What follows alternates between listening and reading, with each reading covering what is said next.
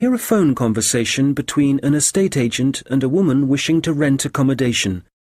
First, you have some time to look at questions 1 to 10.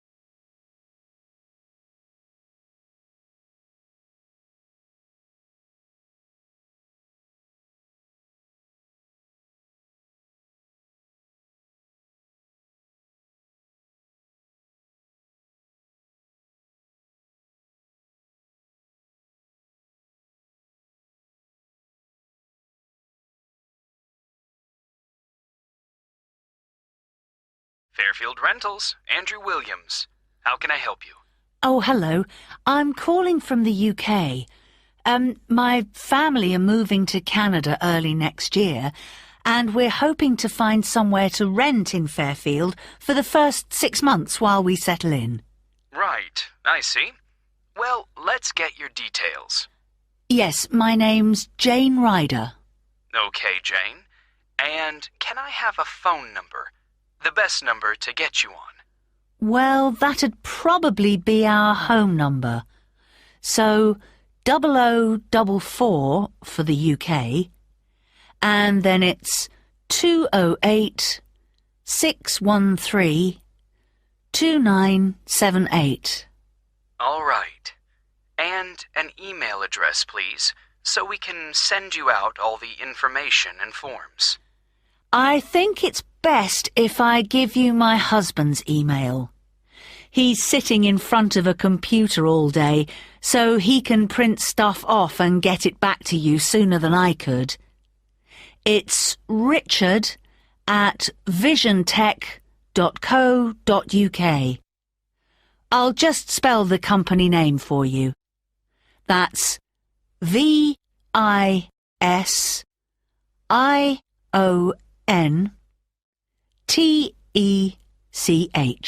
Great. And we have a question here about occupation. Richard's an IT specialist for an advertising company. They're transferring him to their Fairfield branch. Actually, just your job for now, thanks.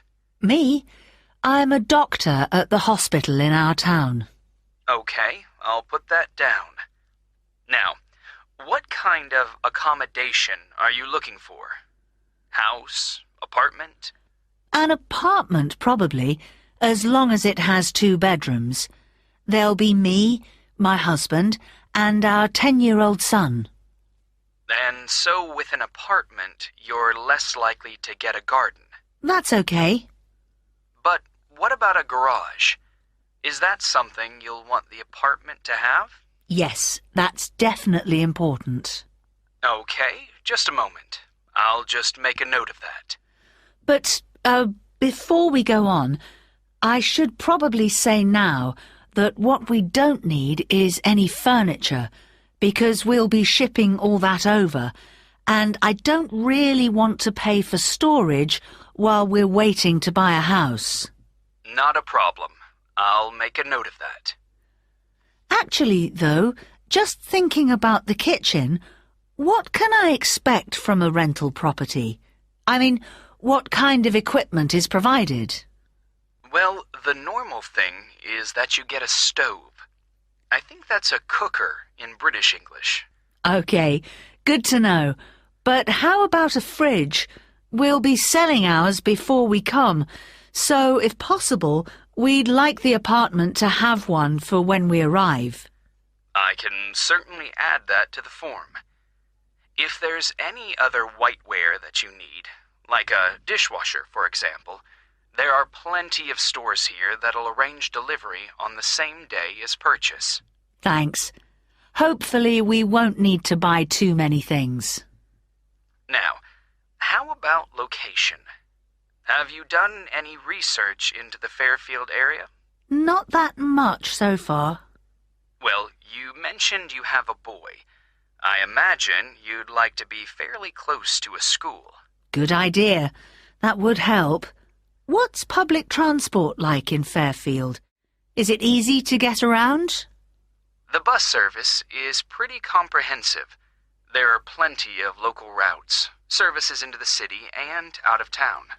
OK, and for a 2-bedroom apartment, what sort of rent should we expect to pay? Well, looking at the properties we have at the moment, prices start from around $730 per month and, depending on the area, can go up to $1,200. That's too much. Something halfway would be better. So, would your limit be, say, $950? I'd say so, yes. Can I ask if you smoke or if you have any pets? No to both questions. But I do have one more request, please. Yes? Well, I've also been offered a job at Victoria General Hospital, and I suspect I'll be working nights occasionally. So what I really need from any apartment is for it to be quiet, so I can catch up on sleep if necessary during the day. Congratulations on the job offer. I'll add your request to the form. Well, what I'll do is compile a list of suitable properties for you and send them via email. Can I just ask, how did you hear about us? Obviously not from our commercials if you're living in the UK. Actually, it was a friend of ours.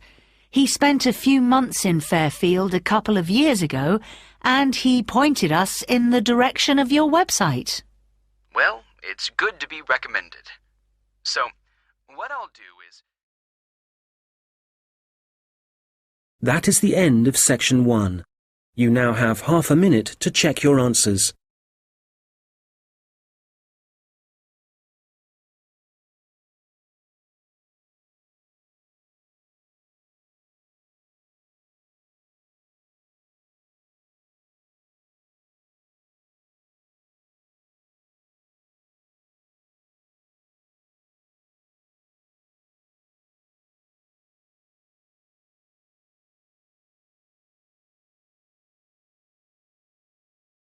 Now turn to section 2. You will hear a police officer giving advice on protection against local crime. First, you have some time to look at questions 11 to 15.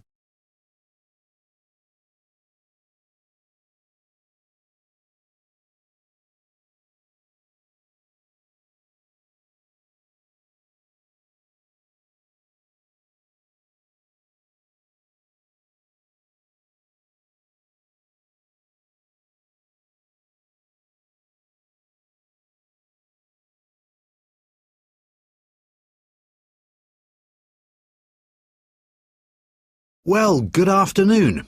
I'm Constable James MacDonald, and as you may know, I'm the community police officer for the local area. That means that, as part of my job, I try to get out in the community as much as possible, talk to the people that live in this neighbourhood, people like yourselves, and make sure there's an effective level of communication between the public and the police, hence the reason for this meeting. There have been several burglaries in the area in the last few weeks, and I'd like to talk about ways you can keep your home and property safe. So I'd suggest that a good way to start is by talking to your neighbours and exchanging contact details with them. This will allow you to get in touch immediately if there's anything suspicious happening next door. Then make sure you have a good discussion about the best course of action to take in case of emergency. Make sure everyone is clear about what to do and who to call. If you plan ahead, this will prevent uncertainty and even panic should anything happen later.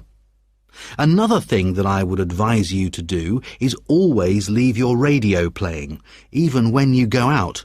And if you keep your curtains closed, burglars are less likely to try and break in because they can't be sure whether someone's home or not. Now, none of us want to be in the situation where we can't get into our own home, but do take time to think where the best and safest place is to leave your spare keys. Putting them under the doormat or anywhere near the front door is just asking for trouble. You'd be surprised how many people actually do this, and it makes life really easy for burglars. All these things will help keep your community safe and will cost you nothing. However, if you are going to spend some money, what I'd recommend more than anything else is that you invest in some well-made window locks for your house. This will give you peace of mind. Before you hear the rest of the conversation, you will have some time to look at the questions 16 to 20.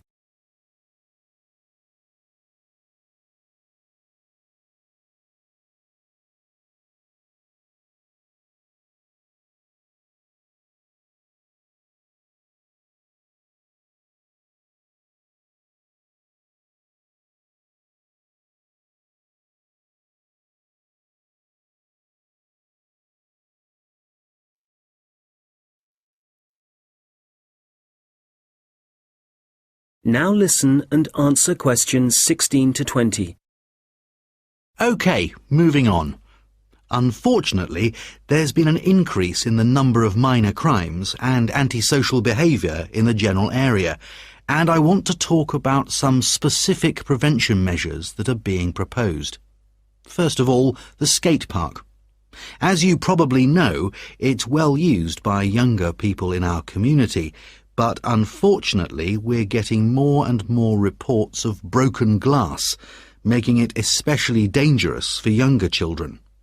One possible solution here is to get rid of some of the trees and bushes around the park, making it more visible to passers-by and vehicles. If the vandals know they're being watched, this might act as a deterrent. As you will have heard, a couple of local primary schools have also been vandalised recently, despite the presence of security guards. The schools don't have the funds for video surveillance, so we need people in the neighbourhood to call their nearest police station and report any suspicious activity immediately. Please don't hesitate to do this. I expect most of you are familiar with the problems facing Abbotsford Street. It seems that no amount of warning signs or speed cameras will slow speeding drivers down. I'm happy to say, however, that the council have agreed to begin work over the next few months to put in a new roundabout. What else? Oh yes, the newsagent and the gift shop on Victoria Street were both broken into last week, and although no money was taken, the properties have suffered some serious damage. Access was gained to these shops through the small alleyway at the back of the properties. It's dark, and as you can imagine, no one saw the thief or thieves in action. So we've been advising shop owners along there about what kind of video recording equipment they can have put in. We'll then be able to get evidence of any criminal activity on film. The supermarket car park is also on our list of problem areas. We've talked to the supermarket managers and council authorities, and we've advised them to get graffiti cleaned off immediately and get the smashed lights replaced. If you don't deal with this sort of thing at once, there's a strong possibility that the activity will increase and spread, and then it becomes... That is the end of section 2. You now have half a minute to check your answers.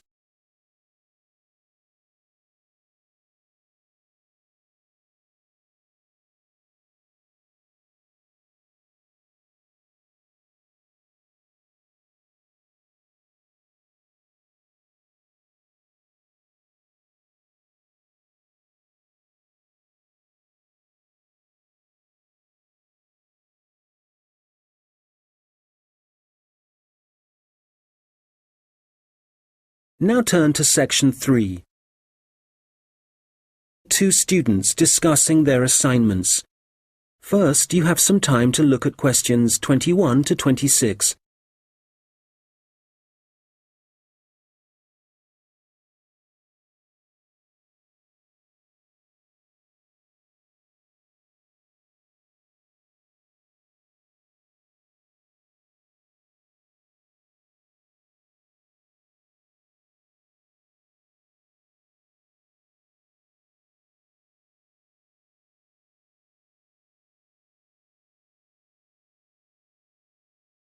Hi, Mike. How's it going? Actually, I was up last night with an assignment, so yeah, I'm tired, but I guess we'd better sort this presentation out. Well, we've done enough background reading, but I think we need to organise exactly what we're going to say about biofuels during the presentation, and the order. I thought we could start by asking our audience what car engines were first designed to run on, fossil fuels or biofuels. Nice idea. Yes, when most people think about cars and fuel, they think about all the carbon dioxide that's produced, but they don't realise that that wasn't always the case. You're probably right. The earliest car engines ran on fuel made from corn and peanut oil, didn't they? Yes. The manufacturers used the corn and peanut oil and turned them into a kind of very pure alcohol. You mean ethanol? Yes. In fact, most biofuels are still based on ethanol.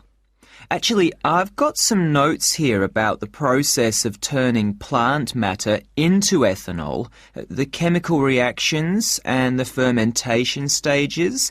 And it's interesting. The other students would appreciate it, but different biofuels use different processes. And if we give a general description, there's a risk we'll get it wrong, and then the tutor might mark us down. I'd rather we focus on the environmental issues. Fair enough.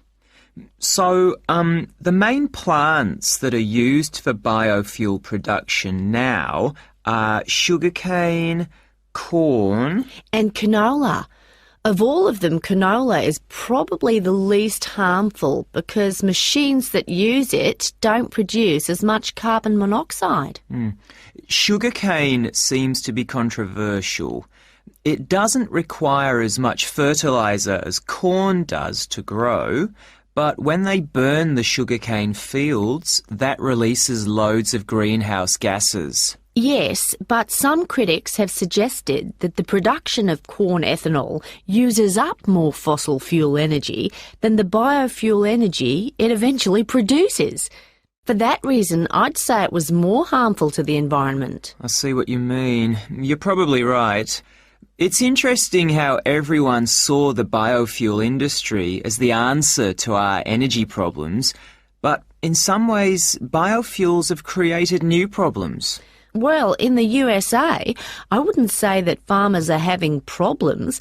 The biofuel industry, for them, has turned out to be really profitable. I think, though, that even in the USA, ethanol is still only used as an additive to gasoline or petrol. The problem is that it still has to be transported by trucks or rail because they haven't built any pipelines to move it. Once they do, it'll be cheaper and the industry might move forward. That'll have to happen one day. At least the government are in favour of biofuel development. Yes, but Brazil's probably in the lead as far as biofuels are concerned. They've got to the point where they don't need to import any oil now. Which is great. And the industry in Brazil employs a huge number of people. But is it sustainable? I mean, as the population grows and there are more vehicles on the roads and there's more machinery, surely they can't depend so much on sugarcane. At some point, there has to be a limit on how much land can be used for sugarcane production. Certainly if you want to preserve natural habitats and native wildlife. I think that whatever problems Brazil's facing now, the same will be true for any country. You have to weigh up the pros and cons. Well, we probably won't see an increase in biofuel use. I mean, they won't replace fossil fuels until we can find ways to produce them cheaply and quickly, and with less cost to the environment. Making sure they require minimal energy to produce. Exactly. And in a way, that means they have to cost less than fossil fuels, certainly when you're filling up your car. Yes, and whatever other kind of engines use fossil fuels at the moment.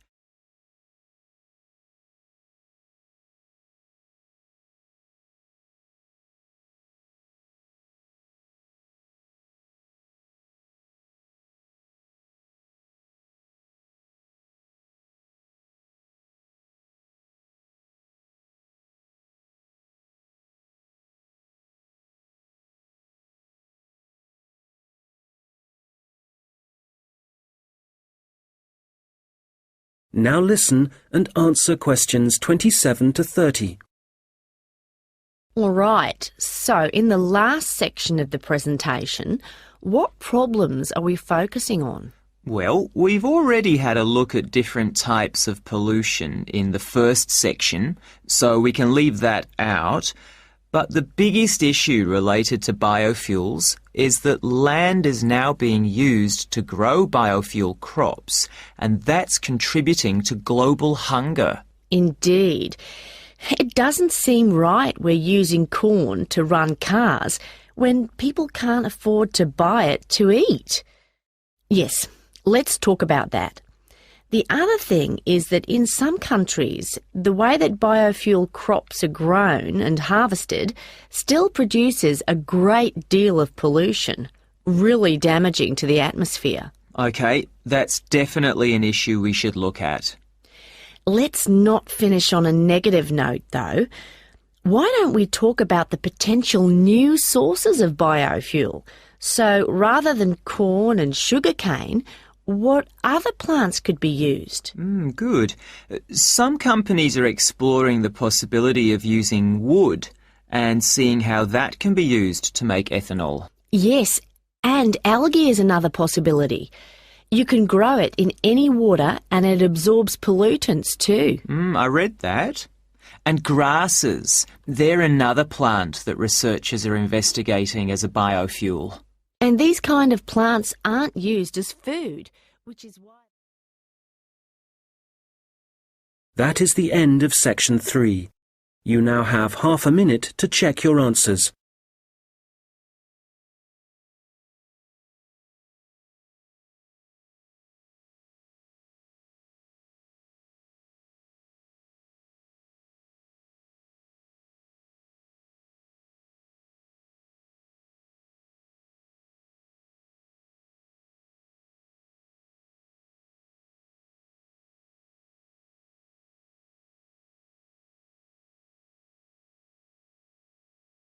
Now turn to section 4.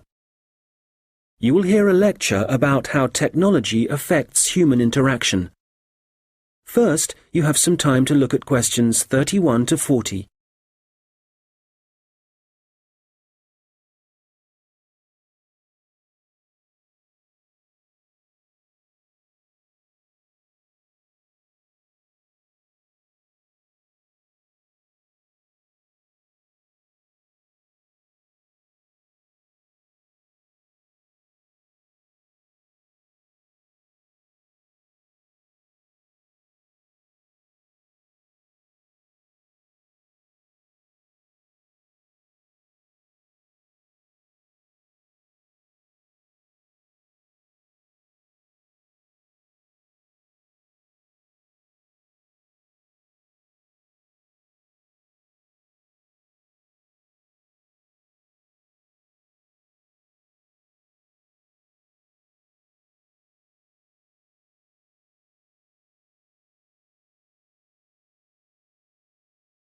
Good morning.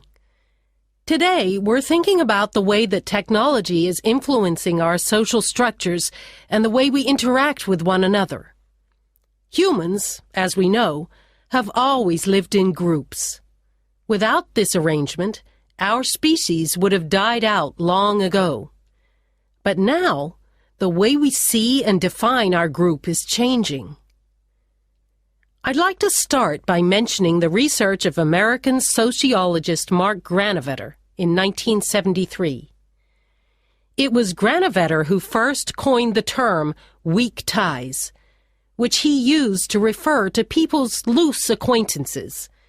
In other words, friends of friends. His research showed that weak ties had a significant effect on the behavior and choices of populations, and this influence was something highly important in the fields of information science and politics, and as you can imagine, marketing also. So, these friends of friends, people we might spend time with at social or work gatherings, might not be like us, but they can still have a positive influence because we share the same sort of interests.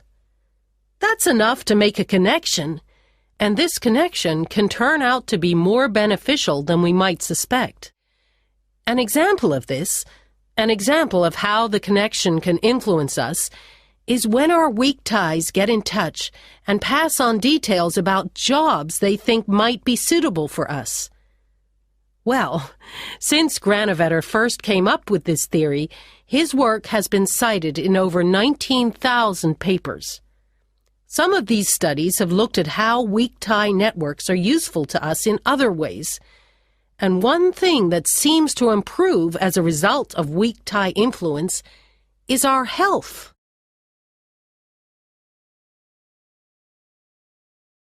Today, our number of weak tie acquaintances has exploded due to the Internet, to the phenomenon of online social networking. This is still a relatively new way of communication, something that has a huge amount of potential, but also, as with any invention, it brings with it a new set of problems. Let's start with the benefits. Without question, online social networking allows us to pass on the latest news, to be up to date with local and global events, and for many, this information comes from sources more trustworthy than local media. So this is one clear point in favor of online social networking. I know that it's also being used by students as a means of increasing their chances of success, in the way that lecture notes can be shared and ideas discussed. I think, personally speaking, that we need some further research before we can definitively say whether it helps or not.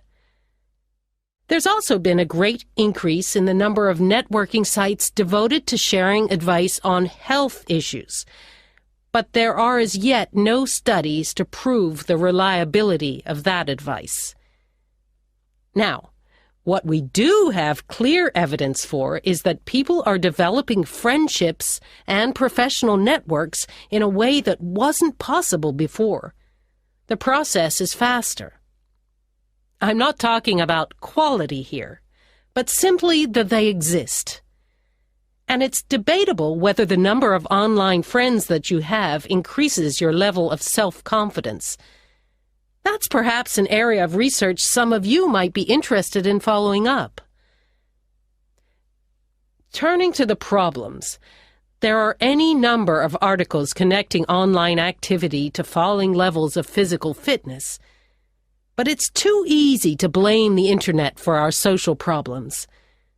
The poor grades of school children are also frequently linked to the time spent on social networking sites. But it would be naive to believe there are no other contributing factors. One real concern, however, is the increase in the amount of fraud, where, for example, people are using the personal data of others, which they've put online, for criminal purposes. This kind of activity seems likely to continue. And then, certainly for employers, online social networking sites have provided a great time-wasting opportunity, reducing productivity like never before, and I doubt they can put a stop to this habit, no matter what restrictions are in place. We'll come back to these issues in a minute, but I'd like to say something about the theories of Robin Dunbar, an anthropologist at Oxford University. Dunbar has found that the human brain has evolved in a way that means we can only give real attention to a particular number of people. 150, apparently. So, for example, if the number of friends on your online network is greater than that, according to Dunbar, this would imply the relationships are only superficial. Dunbar is not against online relationships, but he maintains that face-to-face interaction is essential for the initial creation of true friendship and connections. He's concerned that for young people, if their only experience of forming relationships is online, this doesn't allow them to form the ability or acquire the strategies for maintaining relationships. For example, in situations where negotiation or diplomacy is required, or where it's essential for